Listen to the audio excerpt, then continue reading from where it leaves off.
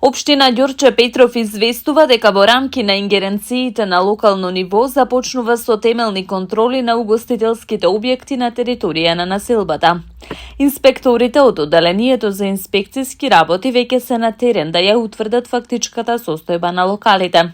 Собствениците на објектите се должни да ги поседуваат и прикажат документите кои се потребни за локалот да работи според законските прописи. При проверките од општината велат дека е потребно локалите да поседуваат елаборат за противпожарна заштита, елаборат за животна средина, решение за урбана опрема, решение за вршење угостителска дејност надвор од објект, решение за вршење дејности тековна состојба. Апелираме документите да бидат навремено подготвени и соодветно прикажани за време на инспекцијскиот надзор. Во однос на училиштата информираме дека сите училишта на територија на општина Ѓорче Петров поседуваат елаборати, односно план за заштита и спасување од природни непогоди и други несреќи. Правилник за заштита од пожари и експлозии и процена на загрозеност од природни непогоди и други несреќи. А ПП апаратите се навремено сервисирани, велат од општината. Пред 3 дена на 17 март од страна на одделението за безбедност на патниот сообраќај при ИСВР Скопје привремено се одземени 4 патнички моторни возила: Мерцедес, Ауди, Шевролет и Форд Мустанг поради учество во така наречени диви трки на булеварот Трета Македонска бригада во Скопје, информираат од МВР. Од полицијата посочуваат дека по дополнително преземени мерки и извршени проверки во станица за технички преглед. 2 од овие возила се времено одземени по член 344 став 3 од Законот за безбедност на патниот сообраќај во време трајање од 90 дена, односно затоа што создале голема бучава. Исто така против двајца возачи на другите 2 патнички моторни возила поднесени се прекршочни платни налози за техничка исправност и вградени фолии. Јавното предпријатие Комунална хигиена Скопје информира дека се отстранети приближно 75 кубни метри отпад од диви депонии лоцирани во скопските општини Чаир, Бутел, Центар и Ѓорче Петров. Во општината Чаир е интервенирано на улицата Џон Кенеди во непосредна близина на Општинското основно училиште Васил Главинов, каде што се подигнати близу 20 кубни метри непрописно одложен кабаст и мешан комунален отпад. Посочената локација представува така наречена црна точка, каде што веќе подолг период континуирано се одлага отпад на јавни и сообраќајни површини.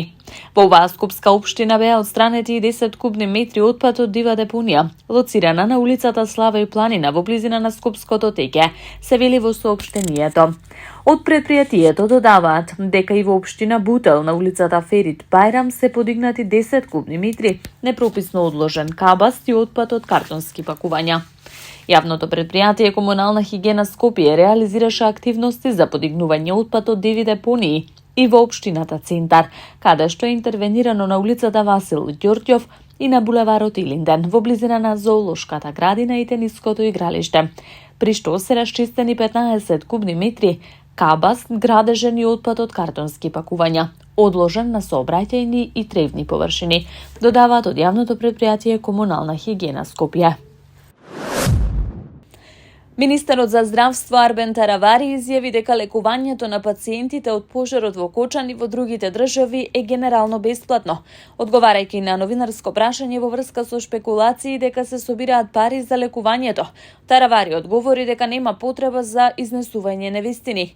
Генерално во 99% е бесплатно лекувањето. Нема потреба никој да собира пари, така што нема потреба за шпекулации и за невистини. Ова е вистината која што е објавена пред 3-4 дена. Не е од сега. Може би во некоја држава, меѓутоа генерално 99% од лекувањето во сите држави е бесплатно, потенцираше министерот. Додаде дека владата обезбедила средства за патување и сместување на по 2 родители или членови на семејство на пациентите во сите држави. Министерот на денешната пресконференција по редовниот состанок на кризниот штаб во Министерството за здравство информираше дека бројката на пациенти што се лекуваат во моментов е 162. Денеска 10 од пациентите кои лежат во државава ќе бидат испишани. Во несреќата што се случи на 16 март во дискотеката Пулс во Кочани, загинаа 59 лица, а над 150 се повредени.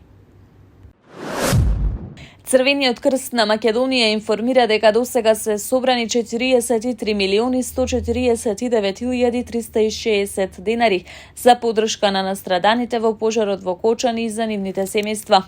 Ве повикуваме и понатаму сите заедно да ја покажеме хуманоста и солидарноста за настраданите од пожарот во Кочани.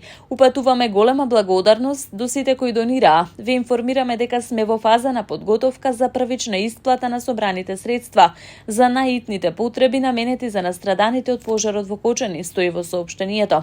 Црвениот крст на Македонија соопшти дека во текот на вчерашниот ден беше дел од организацијата на погребите на трагично загинатите лица од пожарот во Кочани. Вкупно 165 волонтери беа ангажирани како тимови за прва помош и психолошка поддршка. Беа поставени пунктови и се даваше логистичка поддршка на сите места каде се извршија погребите, а беше обезбедена и погребална опрема како и транспорт за починатите. Свесни сме за ситуацијата, сочувствуваме со болката и тагата на погодените семејства. Остануваме посветени во обезбедување на поддршка на оние на кои им е најпотребна.